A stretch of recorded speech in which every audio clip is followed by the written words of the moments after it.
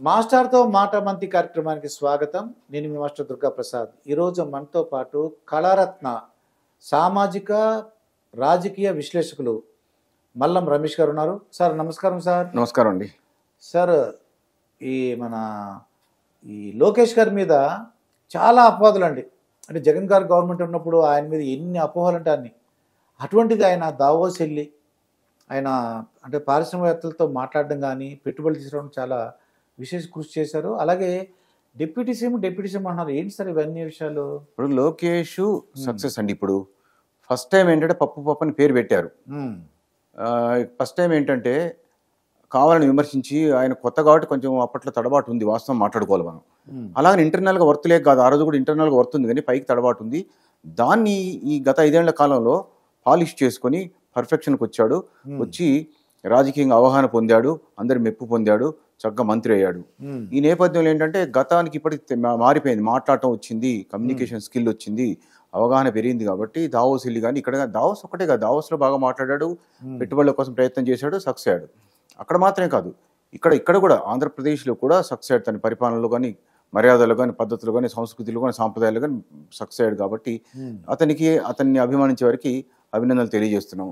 ఇక్కడ ఏంటంటే deputy CM అనే పదవి ఏంటంటే అండి, ఇప్పుడు డిప్యూటీ సీఎం లోకేష్ కావాలి అనేటువంటి ప్రపోజలు 2 రకాలుగా వచ్చింది. ఒకటేమో ఆయన అభిమానుల నుంచి నిజమైన ఫీలింగ్, రెండేదేమో ఆయన దగ్గర చేసుకోవటం కోసం చిన్న యాక్టింగ్. అంటే ఈ ప్రపోజల్ పెడితే లోకేష్ గారి దగ్గర బాగా అవుతారనే ఉద్దేశంతో వచ్చింది ప్రపోజల్. అని కొద్ది పొగుడుతారు కదండి, పొగిడితే గుర్తిస్తారు, రికగ్నిషన్ ఉంటుంది. మూడోది ఏంటంటే, ఈ రెండు చెప్పే మూడోది ఏంటంటే ఆయనకు అనుబంధ మీడియాలు కొన్ని ఉంటాయి.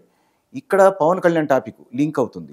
పవన్ కళ్యాణ్ ఏంటంటే కొన్ని సందర్భాల్లో తను నాకు అవినీతి వద్దు, నిజమైన పరిపాలన కావాలి, ప్రజాసేవ కావాలి అని గట్టిగా చెప్పి తను నిజాయితీగా ఉంటూ పాటిస్తూ నేరాలకు సంబంధించిన వారిని శిక్షించాలి, చట్టం తన పని తాను చేసుకుపోవాలి అనే దరిమిలా గట్టిగా వాదించి తను వాయిస్ ఇప్పాడు. కాబట్టి కొంచెం పోలీస్ యంత్రాంగం కానీ ప్రభుత్వం కానీ సీరియస్గా మూవ్ అయింది 2-3 దఫాలుగా.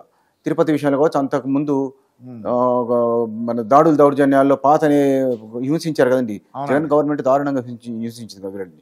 హింసించినప్పుడు రఘురామకృష్ణరాజు వ్యవహారం, వీళ్ళు గవర్నమెంట్ వచ్చినా కూడా ఇంకా సోషల్ మీడియాలో విపరీతమైన పోస్టింగ్ పెట్టారంట. అది అప్పుడు ఏం జరిగిందంటే గవర్నమెంట్ వచ్చినా కూడా యాక్షన్ తీసుకోకపోవటం మూలంగా ప్రజల్లో కొంచెం నిర్లిప్తత ఏర్పడుతుంది. ఆయా వర్గాల్లో, ఆ పార్టీ వర్గాల్లో, తెలుగుదేశం పార్టీ వర్గాల్లో కూడా నిర్లిప్తత ఏర్పడుతుంది. అందువల్ల ఏంటంటే మన ఫీలింగ్ అనేది పోతున్న క్రమంలో పవన్ కళ్యాణ్ మాటలు ఒక ఊపు వచ్చేసింది. ఊపు రాగానే ఎక్కడ పవన్ కళ్యాణ్ పేరు వస్తుందో అనే ఫీలింగ్తో ఆటోమేటిక్గా ఏం చేశారంటే ఈ వాదన అంటే పవన్ కళ్యాణ్ డిప్యూటీ సీఎం అండి, డిప్యూటీ సీఎం అంటే నెక్స్ట్ సీఎంఏ కదా, రానున్న కాలంలో సీఎం పోస్ట్కి ఎక్కడ అడ్డం వస్తాడో అనే చిన్న ముందు జాగ్రత్తతో ఆయన యొక్క అనుయాయులు కొందరు ఆయన అనుయాయులుగా భావించాలనే ఉద్దేశంతో మొదలుపెట్టారు. ఈ ప్రపోజల్ వల్ల మంచి జరగదు. ఎందుకంటే ఒకవేళ పవన్ కళ్యాణ్కి వీరి కానీ విభేదాలు వచ్చాయనుకో ఏం జరుగుతుందో తెలుసా? విభేదాలు కానీ వస్తే వెంటనే జగన్ వేస్తాడు పైకి. అప్పుడు ఎందుకంటే చంద్రబాబు నాయుడు గారు జైలుకి వెళ్ళినప్పుడు కానీ నేను ఓట్లు చీలనివ్వను, యూనిటీగా ఉంటాము, కలిసి పోటీ చేస్తామని చెప్పేసి 3 పార్టీలు ఏకం చేసింది పవన్ కళ్యాణ్ కదా. అందువల్ల పార్టీ బీభత్సంగా గెలిచింది. 11 సీట్లతో జగన్ పార్టీ ఘోరంగా ఓటమి పాలైంది. ఇప్పుడు ఇలా జరిగితే ఏమవుతుందంటే తెలుగుదేశం మళ్ళీ వీక్ అయ్యే అవకాశం ఉంది. ఎందుకంటే పొత్తు ఎప్పుడైతే విచ్ఛిన్నం అవుద్దో తెలుగుదేశం వీక్ అయ్యే అవకాశం ఉంది. ఎందుకు అవుతుందంటే ఎప్పుడైనా పరిపాలన ఉన్న వాళ్ళకు ప్రజలు కొంచెం వ్యతిరేకిస్తారు, ఎప్పుడైనా సరే, అంటే మార్పు కొంచెం కోరుకుంటారు. ఈ నేపథ్యంలో ఈ విచ్ఛిన్నత వస్తే మార్పు మళ్ళీ కోరుకునే పరిస్థితి వచ్చే అవకాశం ఉంటుంది. అప్పుడు ఎవరికి లాభం? జగన్ కొంత లాభం, పవన్ కళ్యాణ్కి ఎలాగో లాభం. ఎందుకంటే పవన్ కళ్యాణ్ నుంచి ఎలాంటి ఫీలింగ్ లేదు. చంద్రబాబు నాయుడుకి నష్టం కలుగుతుంది తెలుగుదేశం పార్టీకి. ఇవన్నీ ఆలోచించకుండా ఇలాంటి స్టేట్మెంట్లు ఇవ్వటం వల్ల ఏమవుతుందంటే రేపు ఈ కూటమికి నష్టం జరుగుతుంది. కాబట్టి వాళ్ళ మాటలు కేవలం తాత్కాలికంగానే మనం భావించాలి, అది నిజమనే కావు.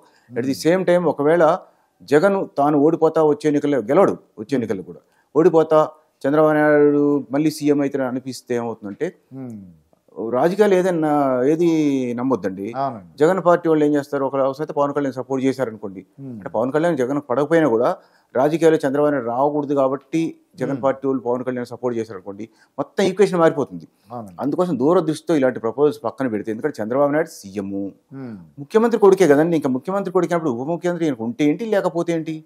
ముఖ్యమంత్రి కొడుకే కదా, ముఖ్యమంత్రి కొడుకు. కాబట్టి ఈయనకే ఎలాగో వెయిటేజ్ ఉంది, ఈయన మాట నడుస్తుంది పార్టీలో. అవునండి. దాన్ని అలాగా కొనసాగిస్తే 4 కాలాల పాటు అందరూ బాగుంటారు, ప్రజల్లో విభిన్న అభిప్రాయాలు రావు. At the same time Lokesh కూడా పాలిష్గా ఉన్నాడు కాబట్టి, ఆయన సక్సెస్లో ఉన్నాడు కాబట్టి తన అన్యాయాల్ని ఇట్లా అనొద్దని ఇంటర్నల్గా చెప్తున్నాడు. ఇలాంటి చర్చలు రావద్దని కూడా అంటున్నాడు. అంటే అటు దానికి ఆపమని చెప్పి అన్నారు. ఇన్స్ట్రక్షన్ కూడా వచ్చింది. ఉంది. కాబట్టి ఆపేసి ఈ టాపిక్ ఇది కాదు, రాష్ట్రం బాగు చేసుకోవాలి, వాళ్ళు వనరులు వసతులు ఆదాయం పెంచుకోవాలి, ప్రజలకు మేలు చేయాలి, జగన్ పార్టీ మళ్ళీ రాకుండా చేయాలంటే వీళ్ళు ఇలాంటి వాదనల వల్ల వారికి నష్టం కలుగుతుంది. ఆపండి. ఎవరైనా మోటివేషన్ మీద కానీ, అలాగే ఎడ్యుకేషనల్ పర్పస్ కానీ, లేదంటే వాళ్ళ వ్యాపార అభివృద్ధికి ఏదైనా ఇంటర్వ్యూ ఇవ్వదలుచుకున్నా, ప్రమోట్ చేయదలుచుకున్నా, మీరు ఫోన్ చేయవలసిన నంబర్ 7981512124. మరొక ఇంటర్వ్యూతో మీ ముందుంటాను, మీ మాస్టర్ దుర్గాప్రసాద్. నమస్కారం సార్. నమస్కారం.